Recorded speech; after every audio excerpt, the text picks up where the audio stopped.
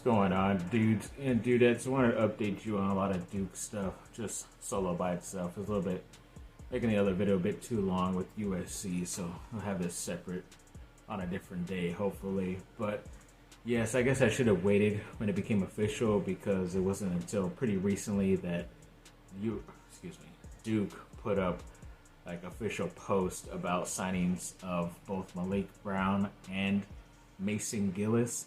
So yes, it is official that those two are transferring to Duke to play basketball. So that's nice. At least, we're not waiting. Because I think there was one guy last year that they said was transferring and it was 100%, but then something with his grades or I don't know what happened, but he ended up not officially transferring to Duke. But at least these guys are. And then we'll get into who else did get drafted from Duke football, and then how much.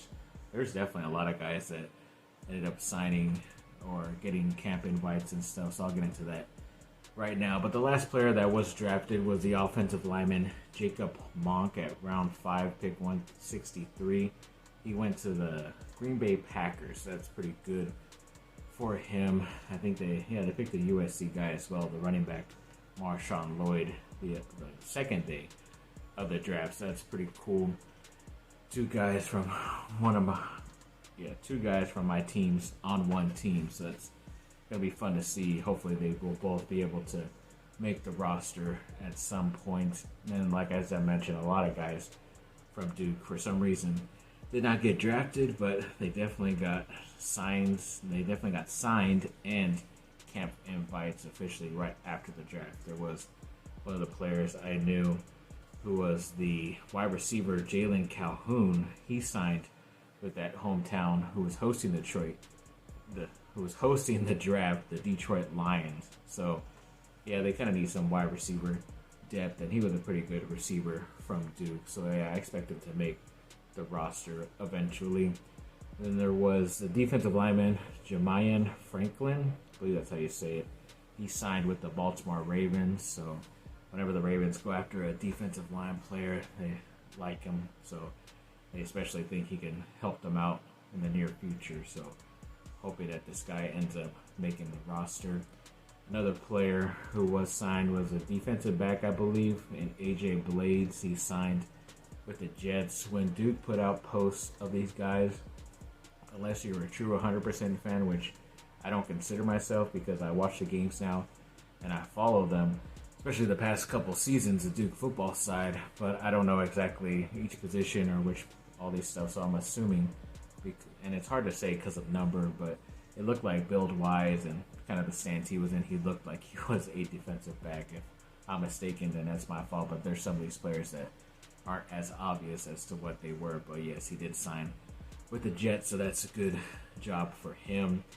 And then another player was the punter, Porter Wilson. He did get a camp invite with the Green Bay Packers. I remember him being up for one of the punter awards, I believe, if I'm not mistaken, this last season from Duke. So yeah, he's a pretty good guy. So maybe he can contend for the starting spot there.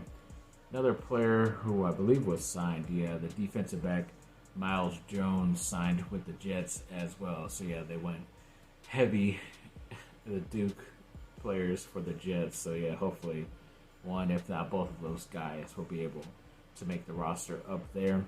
Another player was the offensive lineman Jake Hornibrook. He did get a camp invite with the Indianapolis Colts, so we'll see. Obviously, they can definitely use some help on the offensive line, especially depth, so hoping he can get a spot there. And I believe the last player was a defensive back, Jeremiah Lewis, and then he did get a camp invite with the New York Giants as well. So yeah, a couple ex-Duke players up there in the Big Apple.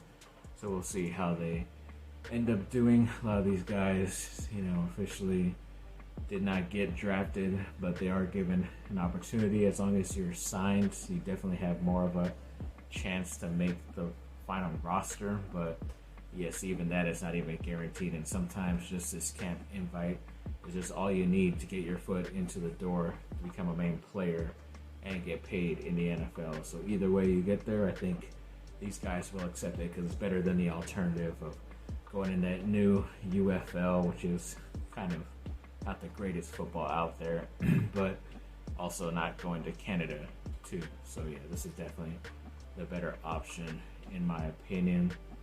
And then he had ended up with some miscellaneous news. I believe it was Green Day, that they kind of do shows sometimes live. They pop up and do shows here and there at different places named as a different band, even though it's basically all the same guys plus a couple of different artists added on. And they actually were recently playing like covers of a bunch of older popular rock songs with the ex Van Halen bassist Michael Anthony, which is pretty cool. That was a pretty nice surprise for those people that went to that SoCal beach bar, whatever it was. So that's pretty cool to see. Obviously, Billy Joe Armstrong calling Michael Anthony one of his best musicians of all time. So that was pretty cool. And then I believe there was maybe some rumors or talks that, you know, a lot of people are willing to come back and try to do another Mummy movie, which is included with the Brendan Fraser part of that franchise and not the Tom Cruise one.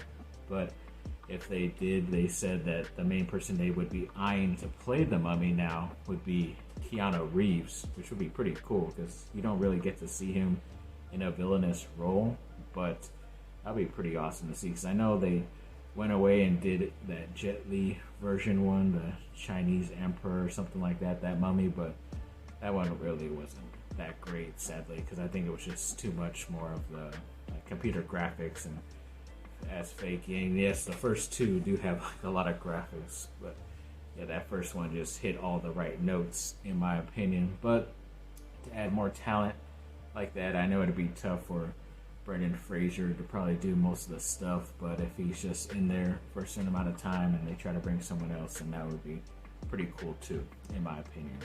So yeah, thanks for watching, people. Like and subscribe, comment down below, let me know what y'all think. Have a great rest of your day. Bye.